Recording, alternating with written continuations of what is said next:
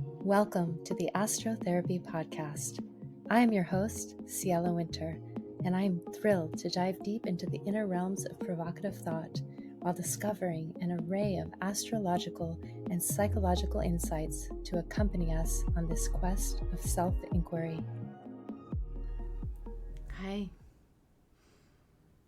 I'm beginning this week with a very deep breath. A deep breath in remembrance of a very dear friend who recently, just today, took his last.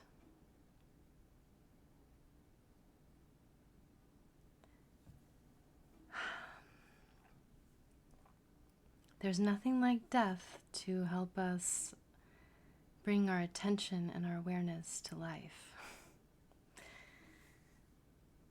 So this is a moment for you, Richard.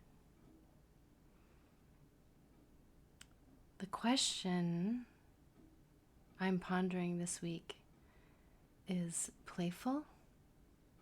Question mark. And who else is feeling the paradoxical blend that is this moment? The expansiveness, so full of hope, possibility, and creativity. Also the contrast, perhaps, both the sobering and contractive realm and the jubilant celebration can both be found within the full spectrum that is humanity at large, coming in every shape, size, color, and origin. My hand over here is raised.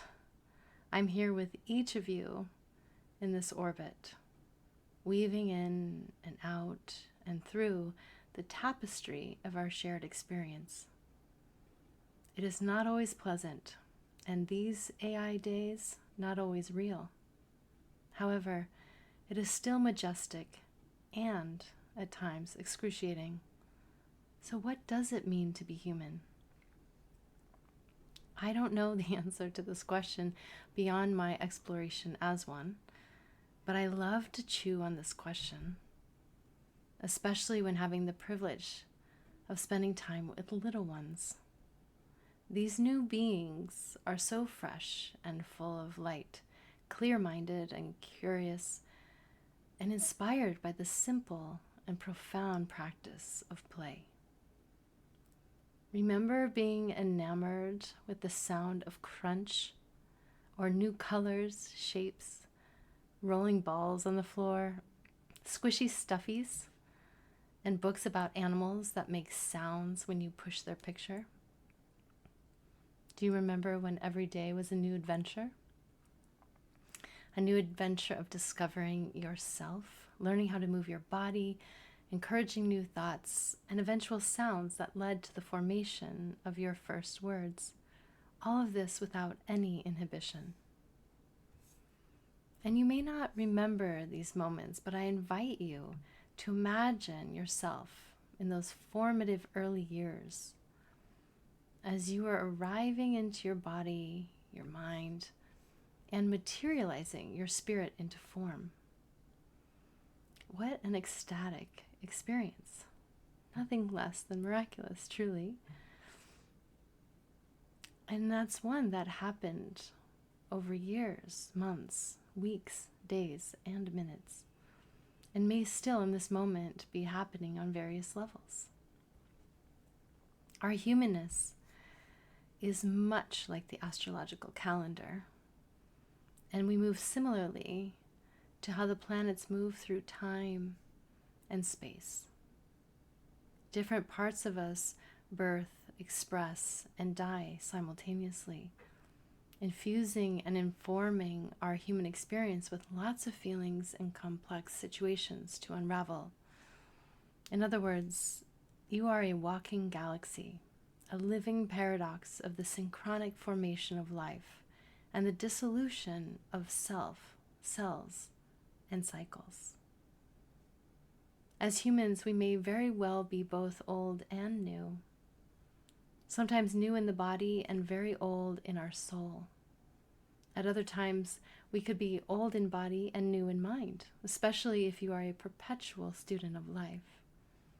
Timelines may seem more linear than they are, and somehow many of us are raised to consider life as one track of phases from birth, development, youth. I love youth. Young adulthood, the peak of life, also very fun. Slowing down, the wise elder, inspired by this one. And the crazy old fill in the blank. And adding in some circularity here, eventually dissolving back to where we came from. In my experience, and maybe in yours too, there are lots of cycles within cycles, seasons upon seasons. The death, birth, and transformation of it all is on repeat from the micro to the macro, internally and externally, in health, mind, relationships, body, work, activity, and so on. One of the reasons I find astrology so deeply revealing is the intricate mirroring of the psyche that can be found when diving into a birth chart.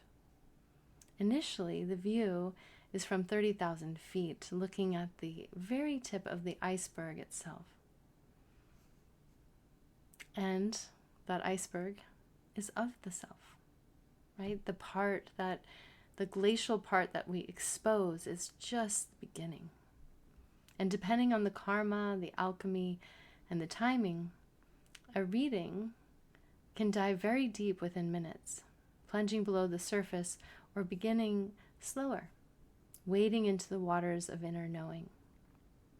If you're the one receiving the reading, you are actually guiding that process. And for me, reading my own chart for the last 20 years has been such an incredible gift. Every time I look at it, I still see something new every single time. And that is what I would refer to as a phenomenon. And sharing my practice with many of you has been a true gift and continues to be. And during this very potent Taurus season, full of sparkles and glitter, thanks to Jupiter and Uranus and Venus and all this goodness, of course the sun and that moon, that new moon, soon to be Mercury here too right now.